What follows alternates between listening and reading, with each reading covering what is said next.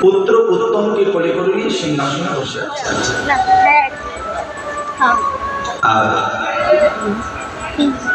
ধ্রুব মহারাজ সুদূর থেকে তা দেখতে পেয়ে তারও মনে একটু ইচ্ছা জাগলো, আমিও গিয়ে পিতার কোলের এক পাশে। কিন্তু আশা করলে কি হবে, এই জগতের মানুষ তো কত আশাই করেছে, সাকার হয় কয়টা আশা, কত স্বপ্ন দেখে, কয়টা স্বপ্ন সাকার হয়। এ কথাগুলি বলা তাৎপর্য। ধ্রুব ছুটে যেতে দৃষ্টির অন্তরাল থেকে দেখলেন শুনেছি দ্রুত গতিতে ছুটে নবৎস নবতে দর্জন ভবারুর মহতি নহগেহিত মহায়ার সংখ খবপে ধ্রুব, তুমি চলে যেতে কোথায় চলেছ? উত্তর, আমি পিতার কোলে চৌবার জন্য যাচ্ছি মা। শুনে শুনেছি মনে একটু হিংসা হচ্ছে। যে পুরুষের দুই স্ত্রীর যদি সন্তান থাকে, ওই সংসারের পিতাকে কিন্তু খুব ধৈর্যের সঙ্গে সংসার ভাষা পালন করতে হয়। তাতে যদি রাজা কোন স্ত্রীর বশে থাকে না, তখন কিন্তু সেই স্ত্রীর অধীনতার শিকারটাকে করতে হয়। কথাটি বলা তাৎপর্য, ছোট রানী দেখতে শুনতে সুন্দরী রূপসী, তার রূপ যৌবনে তিনি মুগ্ধ ছিলেন, ছোট রানীর বসে ছিলেন। রানী যা বলতে রাজা বসে পাই, রানীর উপরে উনি কথা বলতেন না। তা বলছে, তুমি যে যাচ্ছ, আমি তো তোমাকে গর্বে ধারণ করি, যদিও সিংহাসনে বসতে পারে,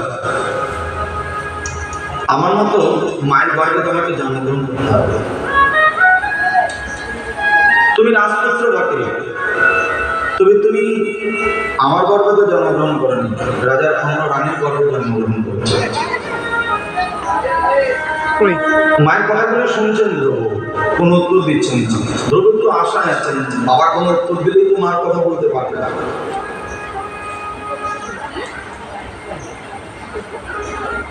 যদি তুমি সিংহাসন লাভ করতে চাও, তাহলে কাজ করো,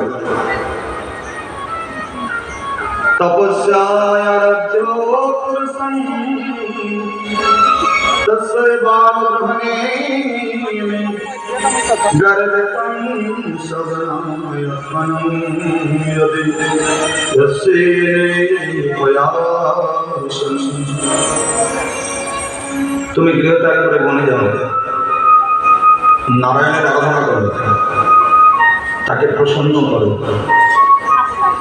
তার কাছে থেকে কৃপা আশীর্বাদ প্রাপ্ত হয়ে আমার গর্ভে জন্মগ্রহণ করো, তবে তুমি সিংহাসনে বসতে পারবে। রাজামশাই সিংহাসনে বসে সব কথাগুলো শুনলেন, কোনো প্রতি উত্তর দিলেন। ধ্রুব মহারাজের মনে এটাই দুঃখ, উত্তম যেমন পুত্র, আমিও তো তেমন পুত্র। মা এতগুলি কথা বললো, বাবা একটা কথার উত্তর দিল না। যদি বাবা একটা কথার উত্তর দিত, তবে কি মা এতগুলি কথা বলার দুঃসাহস হত? দুঃসাহস পেত না। সমস্ত ব্যাপারটা বুঝে নিশ্চুপভাবে দেখে শুনে দীর্ঘ নিঃশ্বাস ফেলতে ফেলতে সজল নয়নে মায়ের ভিড়ে চলে যায়। রক্তবর্ণ নয় শুনে মা যেন ছুটে গেলেন।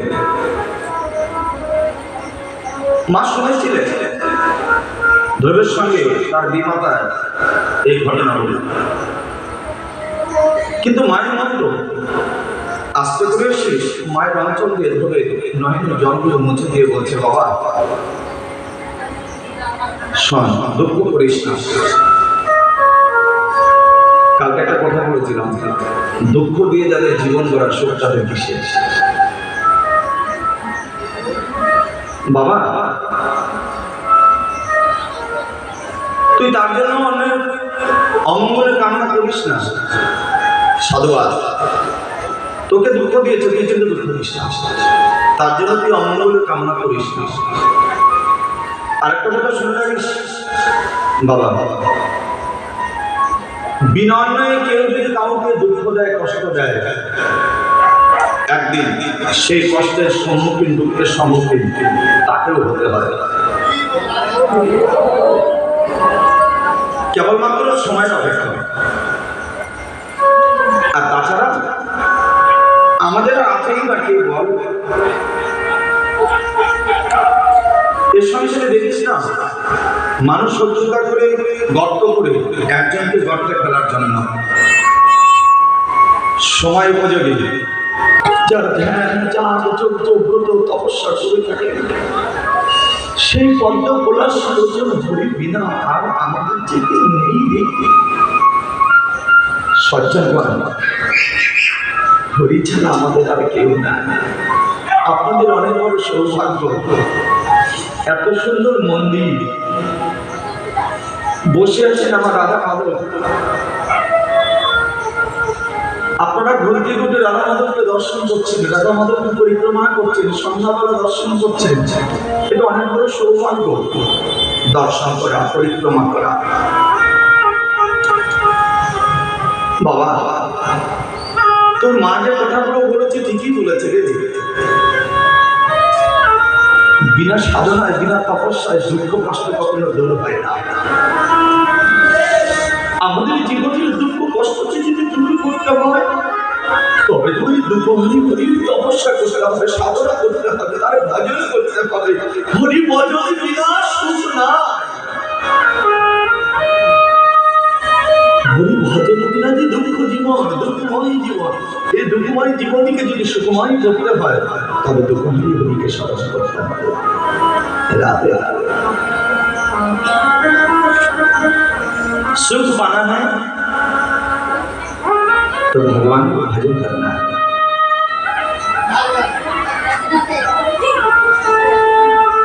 दुख में सुमिरन सभी करे, सुख में करे ना कोई, सुख में सिमरन सभी करे, दुख काहे करे।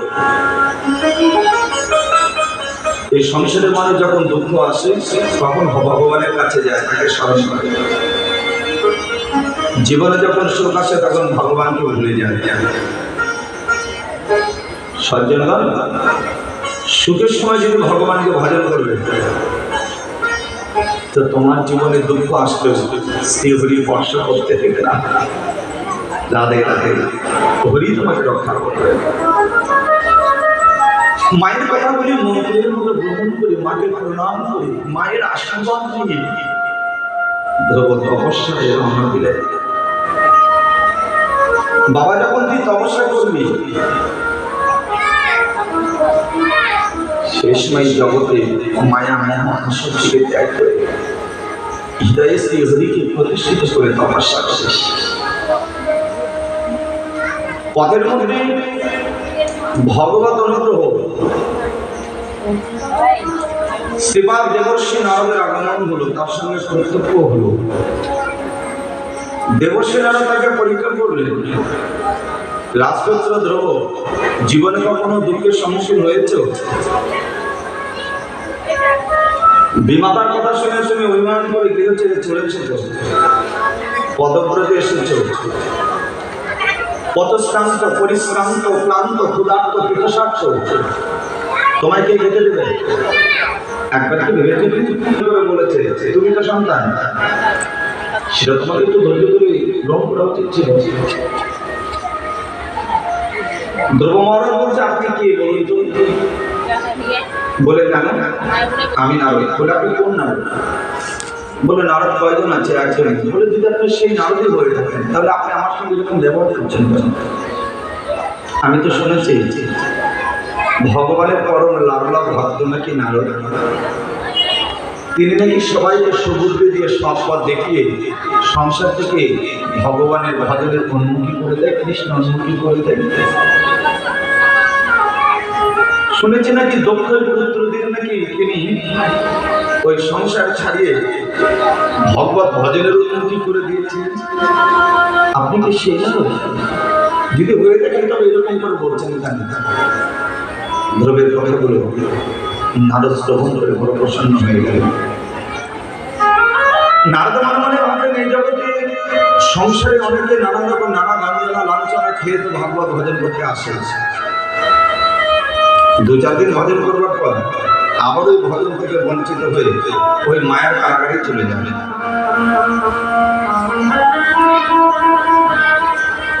দ্রৌপদী সেই রকম নাকি, কিন্তু পরীক্ষায় পাশ করে।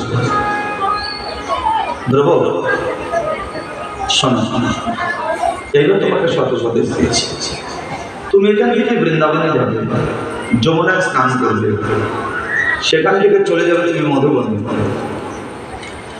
তোমার এই জগতে মায়া মোহ সমস্ত আসক্তির চিত্ত থেকে শূন্য করে ভগবান শ্রীহরিকে চিত্তে প্রতিষ্ঠিত করতে হবে। তোমার শ্বাস প্রশ্বাস, যম, নিয়ম, আসন, প্রাণায়াম এই সমস্যার সাহায্যে ইন্দ্রিয়কে সংযম করে আত্মার সঙ্গে পরমাত্মা লীন করে তুমি ভগবানের আরাধনা করবে। অল্প দিনের মধ্যে তোমার মনস্কামনা হয়ে যাবে, পূর্ণ হয়ে যাবে। আমি তোমাকে আশীর্বাদ করে দিলাম, সঙ্গে আমি তোমাকে দীক্ষা মন্ত্র দিয়ে দিলাম। ওম নমো ভগবতে বাসুদেবায়। রাধে রাধে। গুরুদেব কৃপা করে দিলেন। সজ্জন, এই সংসারে যদি কেউ ভজন করতে চান তাহলে গুরু কৃপা প্রয়োজন আছে। গৌরীয় সম্প্রদায় আচার্য সনাতন গোস্বামী বা গোপাল ভট্ট গোস্বামী হরিভক্তি বিলাসী এই দীক্ষা মন্ত্রকে 10 বিধ সংস্কারের মধ্যে বলেছেন। গুরু কর্মচারা, গুরু কৃপা ছাড়া ভজন করলেও ভগবানের সঙ্গে যোগ হবে না। যেমন বটের গাছে অনেক ফল ফলে, একে মাটিতে পড়ে, কিন্তু বটের গাছে স্খলিত পাকা ফল ভূমিতে পতিত হলেও ওর কিন্তু গাছ হয় না। ওই পাকা ফল বাদল খেয়ে যদি পাষাণও ভূমি করে দেয়, ওই পাষাণের মধ্যে বটের গাছ নাচিতে হয়। ঠিক কইল। এই জগতে গুরুদেব কৃপা যাকে করে দেবে, তিনি যত বড়ই পাষাণ হোক না কেন, সেখানে প্রেম ভক্তির কল্পলতিকা অঙ্কুরিত হবে। আর সেই ভক্তিকে আশ্রয় করে শিষ্য ভগবত জন্ম লাভ করে মানব জন্মকে তিনি সার্থক করিতে সমর্থন।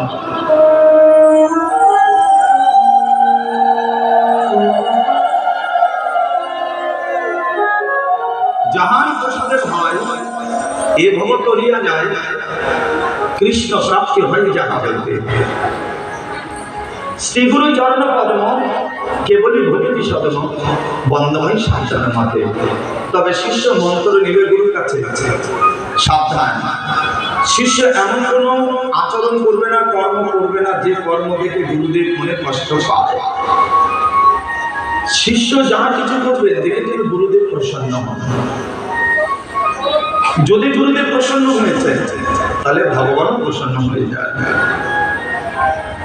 গুরুদেবের আশীর্বাদ নিয়ে ধ্রুব চললেন। এইখানে হলো ভজন। এই যে গুরুদেব আশীর্বাদ করে বলে দিলেন যান, এটাই হলো ভজন। গুরুদেব আশীর্বাদ না করা পর্যন্ত আমি যতই ভজন করি না কেন কোনো লাভ হবে না। কারণ গুরুদেব দীক্ষা মন্ত্র দিয়ে আমাদের 3টি তত্ত্ব জানিয়ে দেয়: সম্বন্ধ তত্ত্ব, অবিধেয় তত্ত্ব আর প্রয়োজন তত্ত্ব। সম্বন্ধ কি, প্রয়োজন কি আর অবিধেয় কি, এই 3 তত্ত্ব না জানিয়ে দেওয়া পর্যন্ত শিষ্য ভজন করবে কি করে? সম্বন্ধ করিয়া বলে তারে কৃষ্ণ নাহিতে যার সব মরে পারেন। জীবের সঙ্গে ভগবানের সম্বন্ধ এটা কে করে দিবে? এটা গুরুদেব করে দিবে শিষ্য। রাধে রাধে। তার জন্য গুরুদেব সম্বন্ধ করে দিলেন। দিয়ে চলে গেলেন রাজা উত্তমপাদের নিকটে, সমস্ত বৃত্তান্ত বলে দিলেন। ধ্রুব মহারাজ গিয়ে তপস্যা ব্রত হয়ে গেলেন, যমুনায় স্নান করলেন, মধুবনে গেলেন, যম নিয়ম আসনের দ্বারা শ্বাস প্রশ্বাসকে জয় করলেন, জাগতিক কামনা বাসনা রাসক্তি চিত্ত থেকে শূন্য করলেন, ভগবান শ্রীহরিকে হৃদয়ে ধারণ করলেন। নরোত্তম দাস ঠাকুর মহাশয় বলেছেন, রাধাকৃষ্ণ প্রাণময় যুগল কিশোর, জীবনে মরণীয় গতি নাহি মোর। কালিন্দী বাজার থেকে মূর্তি কিনে বৈষ্ণব বা গুরুকে নিয়ে সে প্রতিষ্ঠিত করতে পারে। নরোত্তম ঠাকুর মহাশয় আমাকে ইঙ্গিত দিয়ে দিলেন, ওই মন্দির নির্মাণ করবার আগে, বৈষ্ণবরা গুরুকে নিয়ে এসে বিগ্রহ প্রতিষ্ঠিত করবার আগে তোমার যে হৃদয় মন্দির, এটাকে আগে মন্দির বানাও, আর এই হৃদয় মন্দির আগে রাধাকৃষ্ণকে প্রতিষ্ঠিত করো, তারপরে মন্দির প্রতিষ্ঠিত করো। এখানে প্রতিষ্ঠিত না করে যদি তুমি ওইখানে প্রতিষ্ঠিত করো, তাহলে বিগ্রহের প্রতি তোমার অত শ্রদ্ধা জন্মাবে না, সমাজে তোমার নাম হবে। আমি শিষ্য বসে চেয়েছিলেন, কিন্তু নরোত্তমের মতো শিষ্যকে শিষ্যর কাছে গুরুদেব হেরে গেলেন। হৃদয় চৈতন্য প্রভু মন্ত্র দিতে চেয়েছিলেন না, কিন্তু দুটো কৃষ্ণ দাসের মতো শিষ্যকে উনি পরাস্ত হয়ে গেলেন। রাধে রাধে রাধে। শিষ্য শিষ্যর মতো হতে পারে। শিষ্য শব্দের অর্থ কি? ব্যাকরণগত অর্থ গুরুদেবের কাছে মন্ত্র গ্রহণ করে যে শিষ্য গুরুদেবের আনুগত্য এবং শাসনযোগ্য, তিনি শিষ্য। মন্ত্র নিয়ে যিনি গুরুদেবের শাসনযোগ্য না, গুরুদেবের অনুগত না, নিজেকেই গুরু বলে মনে করে, তিনি মন্ত্র নিয়েও শিষ্য না। আর বর্তমান জগতে এখন মন্ত্র গ্রহণ করে শিষ্য থেকে গুরুর সংখ্যাই বেশি।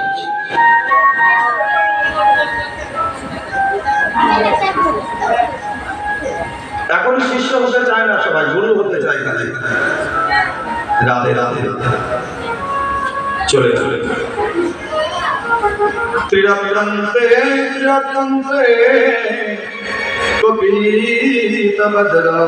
কপিতবদ্রাসনম আত্মবৃত্তোনুসারে বসন্নম্যে আচরণ। প্রথম মাসে 3 দিন রাত্রি ব্যবধানে ধ্রুব কদেবে আর বরুইকে তপস্যা করছেন। কতটা সংযম করেছেন। বয়স কত ছিল ধ্রুবের? মাত্র 5 বৎসর বয়স। 5 বৎসর বয়সে গুরুর কৃপা প্রাপ্ত হয়ে গুরুর বাক্যকে এমন ভাবে গ্রহণ করেছে এবং আমার নিদ্রা মৈথুন এমন ভাবে অনুশাসন করে বশ করেছেন। 3 দিন রাত্রি ব্যবধানে 5 বেলার বড়ই খেয়ে তপস্যা করছে। রাধে রাধে। আহার নিদ্রা মৈথুন এই 3টি জয় না করা পর্যন্ত তপস্যা হবে না। রাধে রাধে। ষোড়রস পরিহরি এগুলো কি বশ না করা পর্যন্ত হবে না। 6 বেগ, কাম বেগ, ক্রোধ বেগ, লোভ বেগ, এই 6 বেগকে বশ না করা পর্যন্ত ভগবানের ভজন হবে না। রাধে রাধে। দ্বিতীয় মাসে 6 দিন অন্তর কেবলমাত্র শুষ্ক ঘাস, শুকনো ঘাস।